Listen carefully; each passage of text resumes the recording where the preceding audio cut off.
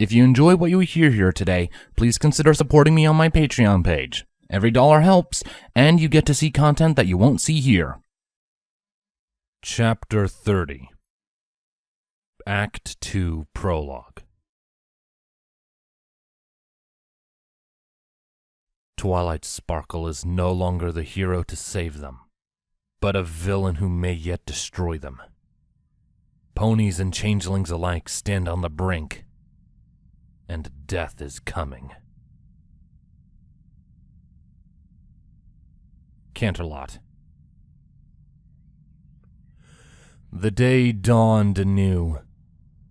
It was Princess Celestia's favorite part of the day, but on this day, it brought little comfort. She let out an exhausted sigh, her thoughts still remaining with Twilight Sparkle, alternating with that of her still very silent Hive. "The captains will be here soon," Luna assured, she and her sister both sitting in the elders' tea room. "They will discover what lays beneath." "I'm worried what they'll find," Celestia admitted. "Even if we save Twilight, how could I tell her that her hive was destroyed?" "We don't know that," Luna retorted. "The chaos of recent days has been felt far and wide. The Equestrian Hive would be no different." "But to hear nothing, and no ponies ever returning from it? Lulu, we should have sent a force there a week ago."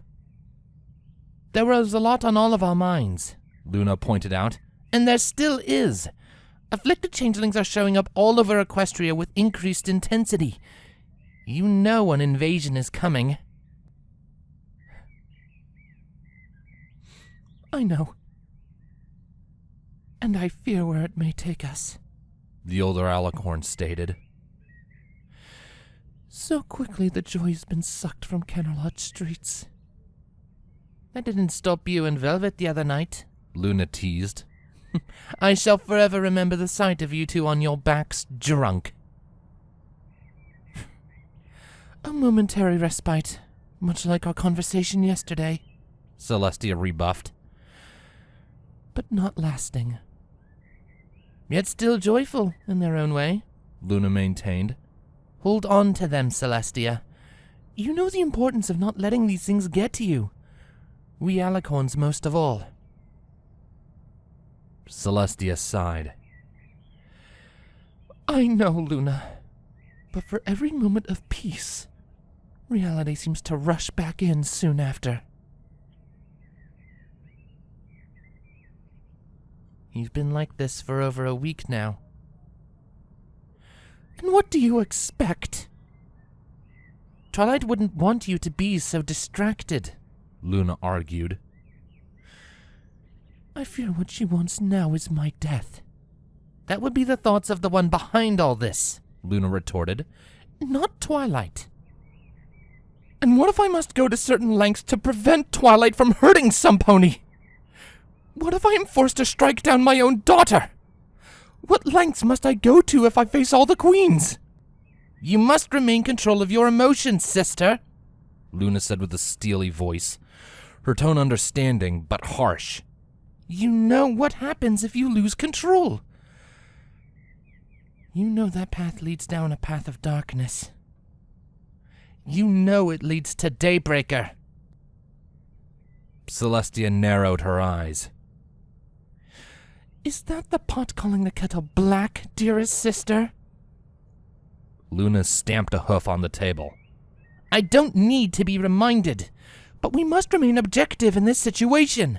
I know you have a personal connection to this crisis, but you must face it like all the others." Celestia shot up from her seat and stood towering over her younger sister, her wings flaring aggressively. "The last time this happened, I lost you for 1,000 years!" The door to the tea room suddenly opened, with Vladimir, Shining Armor, and Broadsword peeking in, slightly concerned about the royal Canterlot voice they were just subjected to. Shining Armor coughed into a hoof. We aren't interrupting anything, are we?" Celestia huffed in irritation and then sat down again, ignoring her sister's concerned glance. No. Thank you for coming. Please, sit. The three ponies did as they were told, taking seats around the table and watching the princesses expectantly. Celestia took a moment to collect herself and cool the flames within her. When she was ready, she released a breath and addressed the three. You are of course aware of what has been happening with the changelings, and now we have a mission for you three. Anything you need, Your Highness, Broadsword dutifully stated. Where are we heading? The Equestrian Hive, Luna picked up. We are concerned for their well-being. We want you to ascertain their current status and report back to us. If they are well, or as well as they can be, make sure that whoever is currently leading them knows to be in contact with us. If not, help any changeling or pony you can, but don't risk yourselves unnecessarily. We'll need you in the times to come.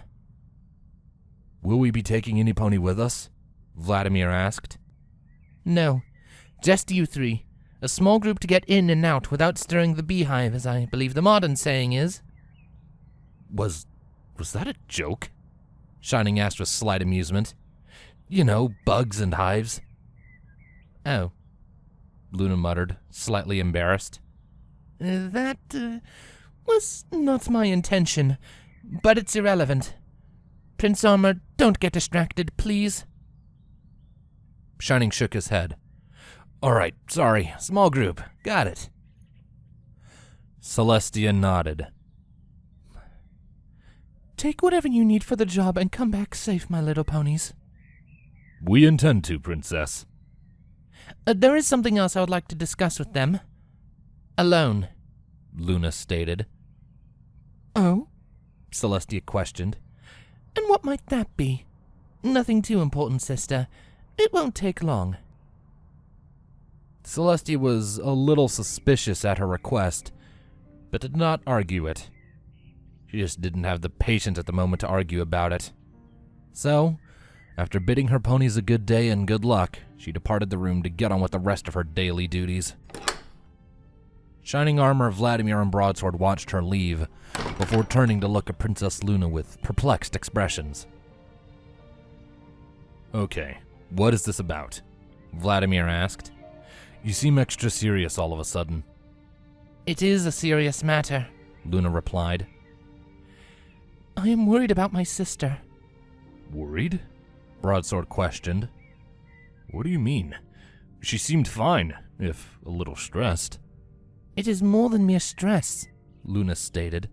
She has been preventing my access to her dreams, but I have been able to catch momentary glimpses. What I have seen is disturbing. The three ponies shared concerned glances, before giving the Princess of the Night their full attention. Twilight's situation has affected her more than the rest of us. Even you, Shining Armor. Perhaps even more than Twilight Velvet and Nightlight. She's my sister, Shining deadpanned. I would beg to differ. Luna's features darkened. Well, you would be wrong. Twilight is at its center, but this entire crisis is getting to her. She has not been this emotionally strained since my fall. And the only time she has come close to that sense was when Queen Twilight was injured by serpents all those years ago. And you remember how that ended for the imposter's followers. They all knew the answer to that. No survivors. I remembered that she was angry, and she had every right to be back then, and now, Vladimir stated. How is it worse? Ever since they admitted how they felt about one another, they have been closer than ever, Luna pointed out. What has happened hurt her more, and arguably her fate is one potentially worse than death. Combine that with the death and destruction that has already occurred and what is yet to come. My sister's anger is growing by the day. There have been moments where I can talk her down and return her to the calm princess we all know, but but those moments of respite are all too fleeting. So, what? With our power, being emotionally compromised is a very dangerous thing, Luna explained urgently.